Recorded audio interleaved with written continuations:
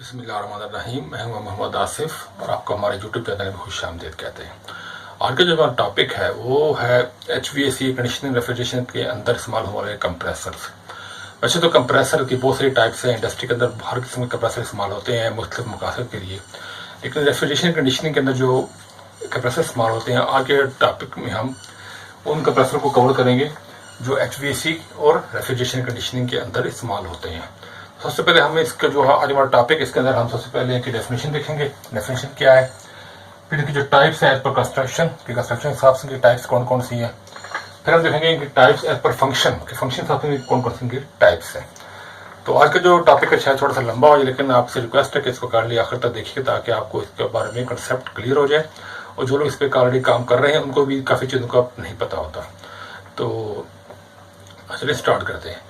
सबसे पहली चीज़ है कंप्रेसर। कंप्रेसर हमारे रेफ्रिजरेशन कंडीशनिंग या कंडीशनिंग बेसिक जो साइकिल होता है, बेसिक रेफ्रिजरेशन साइकिल होता है, उसका सबसे अहम तरीन पार्ट होता है। इसका जो इम्पोर्टेंस है या इसकी जो अहमियत है वो उसी तरह जैसे इंसानी जिस्म के अंदर दिल की, हार्ट की, क्योंकि जैसे दिल होता है इंसानी जिस्म के अंदर, वो खून को पंप करता है, तो खून को सक करके, खून को पंप करके इंसान की सर से लेकर पाँव तक तमाम शरीरों तक खून को पहुँचाता है, खून की सप्लाई को मेंटेन रखता है। इसी तरह कंप्रेसर बेसिक एक नहीं साइकिल का, जिसको हमने पिछले टॉपिक में कवर किया था, उसके अंदर पूरे सिस्टम के अंदर रेफ्रिजरेशन को इन मोशन में रख देता है और एक दफ़ा गैस को प्रेशर एक्सीड करके डिस्चार्ज भी करता है। तो ये दो काम होते हैं कंप्रेसर के। इसकी डेफिनेशन है, it is a device which converts low pressure low temperature refrigerant in gas को वेपर की शक्ल जो उसके अंदर जाती है, सक्शन लाइन से वेपर शक्ल में जाती है, लो प्रेशर लो टेम्परेचर होता है, और इसको हाई प्रेशर हाई टेम्परेचर के अंदर गैस के अंदर कन्वर्ट करता है। दूसरा काम इसका यह है कि it also keep refrigerant in motion in the system, कि ये रेफ्रिजरेंट को, गैस को सिस्टम के अंदर मोशन में रखता है, हरकत में रखता है। तो ये काम बेसिकली दो काम होते हैं कंप्रेसर के किसी भी एयर कंडीशन सिस्टम या फिर सिस्टम के अंदर। कि पहला है कि वो लो प्रेशर लो टेम्परेचर वेपर जो उसको मिलते हैं सक्शन लाइन से, उसको high pressure high temperature gas में चेंज करके आगे कंडेंसर में भेजता है। दूसरा काम यह है कि इसको इतना ये प्रेशर से भिजवाता है कि ताकि वो जो गैस है वो रेफ्रिजरेंट है वो पूरे सिस्टम के अंदर मोशन में रहे, सर्कल में रहे। तो ये दो काम बेसिकली कंप्रेसर के होते हैं। कोई भी रेफ्रिजरेशन, कोई भी कंडीशन सिस्टम हमारे के अंदर इसका ये मेन काम होता है। अब इसका रहता है टाइप्स के बारे में। इसे जो टाइप्स है, टाइप्स एज पर कंस्ट्रक्शन के, कंस्ट्रक्शन के हिसाब से, इसको बनावट के हिसाब से इसकी कितनी टाइप्स है। जो फंक्शन है वो हम आगे पढ़ेंगे। जो टाइप्स एज पर कंस्ट्रक्शन के, कंस्ट्रक्शन के हिसाब से, इसको बनावट के हिसाब से इसकी कितनी टाइप्स होती है। सबसे पहले है सील टाइप, ओपन टाइप और semi seal type. Seal type compressor वो होते हैं कि जो बिल्कुल बंद होते हैं, जिनको आसानी के जरिए नॉर्मली इनको हम खोल नहीं सकते।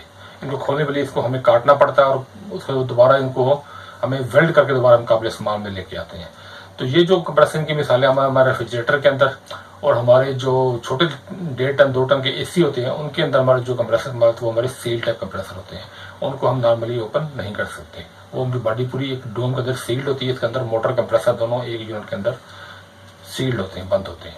तो ये जो टाइप होते हैं इसको सील टाइप कंप्रेसर। उसके बाद open type. Open type compressor वो होते हैं, देखिए कंप्रेसर के दो मेन पार्ट्स होते हैं। एक कंप्रेसर जो पंप होता है जो प्रेशर बिल्डअप करता है, दूसरा पोर्शन होता है मोटर जो उसको ड्राइव देती है। तो जिन यूनिट्स के अंदर मोटर अलग होती है और कंप्रेसर अलग होता है, ये पुराने यूनिट्स के अंदर बहुत होता है। और आज भी जो हमारे जो आइसक्रीम कैबिनेट के यूनिट्स हैं, जो कौन आइसक्रीम वाले यूनिट्स होते हैं जो बनाते हैं, उनके अंदर भी यही कंप्रेसर का इस्तेमाल होता है, जो बेल्ट के जरिए, एक पुली के जरिए मोटर और कंप्रेसर आपस में कपल होते हैं। तो ये दोनों, इनका फायदा ये होता है कि अगर मोटर US से खराब होती है तो मोटर को आप रिपेयर करके, और जब फिर कंप्रेसर खराब हो तो सिर्फ आप कंप्रेसर को ही रिपेयर करेंगे, बाकी आपको कोई इशू नहीं होता। लेकिन सील के अंदर आपको कोई दोनों से एक चीज भी खराब हो जाती है तो आपको पूरा कंप्रेसर आपको रिप्लेस करना पड़ता है। तो ये दो इशू। तीसरी टाइप है semi sealed. Semi sealed compressor वो होते हैं, ये बड़े प्लांट्स के अंदर इस्तेमाल किए जाते हैं, चाहे वो आपके ओपन टाइप या सील टाइप है। जो सेमी सील्ड वो होते हैं कि जो आपका, जिनको हम ज़ाहिर वो सील्ड होते हैं, लेकिन उनको वक्त उनको हम नट बोल्ट के जरिए उनको खोल सकते हैं। उनको उनकी असम्बलिंग नट बोल्ट के जरिए हुई होती है, उनके गैस्केट सील का इस्तेमाल किया जाता है, तो उनको हम वक्त ज़रूरत ओपन करके रिपेयर कर सकते हैं। तो ये हमारे 3 टाइप्स हैं। और सेमी सील्ड का जो एप्लीकेशन है वो ज़्यादातर आपकी इंडस्ट्री के अंदर, जो बड़े प्लांट्स हैं, आप 8 टन अबव या से बड़े प्लांट, उनके अंदर इस्तेमाल होता है। सील टाइप दोबारा रिपीट करता हूँ, वो कंप्रेसर होते हैं जो बिल्कुल बंद होते हैं इनको आसानी से नहीं खोल सकते, जैसे रेफ्रिजरेटर और एक छोटे कंडीशनर के कंप्रेसर होते हैं।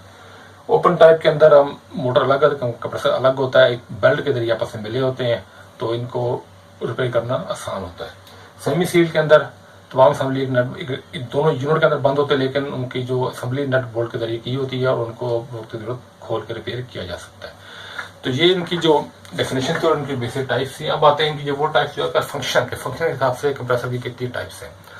कंप्रेसर के जो फंक्शन के अंदर सिस्टम होता है, जैसे गैस को जितने भी कंप्रेसर होते हैं रेफ्रिजरेशन एयर कंडीशनिंग के अंदर, HVAC के अंदर, सबका एक ही काम है, गैस रेफ्रिजरेंट के low pressure low temperature refrigerant को high pressure high temperature gas में कन्वर्ट करना, और ये कन्वर्ट करते हैं। सबकी काम एक ही आता है, सब में मोटर पीछे लगी होती है, लेकिन इनका जो आगे फंक्शन है वो काम करने का तरीकाकार थोड़ा सा एक दूसरे से मुख्तलिफ होता है। सबसे पहले टाइप है वो है रेसिप्रोकेटिंग टाइप।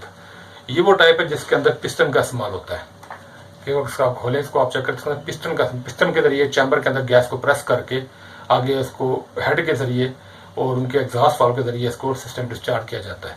तो इसके अंदर पिस्टन का इस्तेमाल होता है, इसकी जो कंस्ट्रक्शन है जस्ट आपके मोटरसाइकिल के इंजन या कोई गाड़ी का इंजन उसी तरह होती है। उसकी जो इनका जो एप्लीकेशन है वो small refrigeration and conditioning units के अंदर, कि जो छोटे रेफ्रिजरेशन यूनिट्स हैं या कंडीशनिंग यूनिट्स उनके अंदर इसकी इस्तेमाल किया जाता है। हमारे घरों में डोमेस्टिक रेफ्रिजरेटर है, हमारे वाटर कूलर है हमारे, और जो हमारे कंडीशनर है 1.5-2 टन 2.5 टन तक की कैपेसिटी के, उनके अंदर इन कंप्रेसर का इस्तेमाल किया जाता है। उसके बाद आप कहते हैं रोटरी कंप्रेसर के अंदर आपकी ब्लेड्स होते हैं। एक ब्लेड आपका एक पोर्शन आपका स्टेशनरी होता है, एक रोटर के साथ लगा होता है जो पीछे मोटर के साथ लिंक होता है। तो वो जो रोटर होता है, रोटर वो रोटेट करके गैस को प्रेस करके डिस्चार्ज करता है डिस्चार्ज वाल्व के जरिए, गैस को हाई प्रेशर चेंज करके।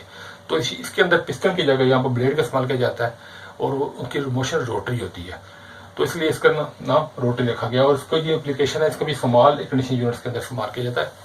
जो आपके आज जितने भी स्प्लिट AC आ रहे हैं, इन्वर्टर नॉन इन्वर्टर, सब के अंदर आपके नॉन इन्वर्टर तो आपके ये रोटरी AC कंप्रेसर ही इस्तेमाल किया जाता है। इवन कि आपके जो नए स्प्लिट विंडो AC आ रहे हैं उनके अंदर भी रोटरी यूनिट्स का इस्तेमाल किया जाता है। उसके बाद आते हैं scroll type fix time moving Scrolls के होते हैं जिनका फंक्शन रोटरी के साथ कभी मिलता जुलता है।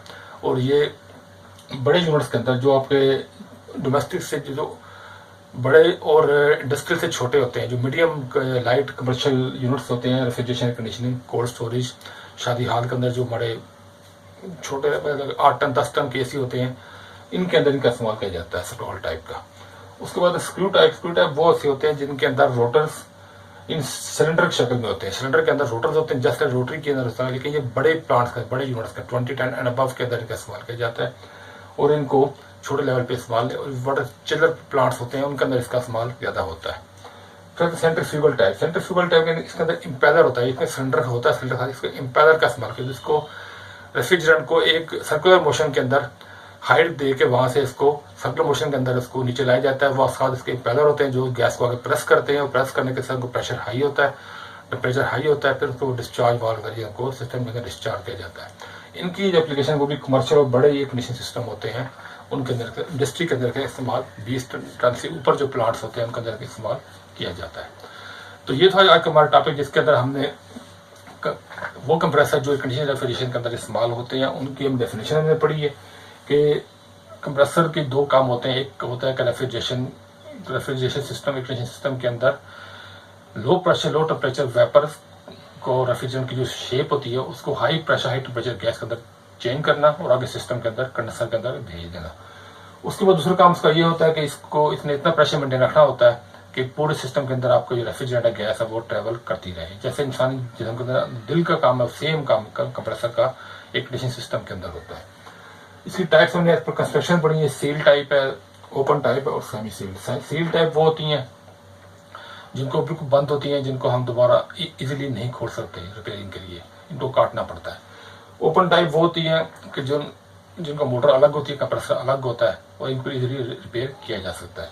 और सेमी सील वो होती है जिनों यूनिट एक यूनिट के अंदर बंद होती है, लेकिन इनको इजीली नट बोल्ट के जरिए खोला और बंद किया जा सकता है। इनकी मिसाल आपको जो बड़े प्लांट्स के अंदर मिलती है, और आप छोटे इंजन की मिसाल, इंजन की कंस्ट्रक्शन की मिलती जुलती होती है। गाड़ी का बाइक इंजन होता है। टाइप्स के फंक्शन के हिसाब से जो टाइप्स है वो 5 है। रेसिप्रोकेटिंग है, रोटरी है, स्क्रॉल टाइप है, स्क्रू टाइप है। तो ये था हमारा टॉपिक। उम्मीद है कि आपको इसी में काफ़ी चीज़ें क्लियर होगी होंगी। आने वाली वीडियो तक अपना बहुत सारा ख्याल रखिएगा। अल्लाह हाफिज़।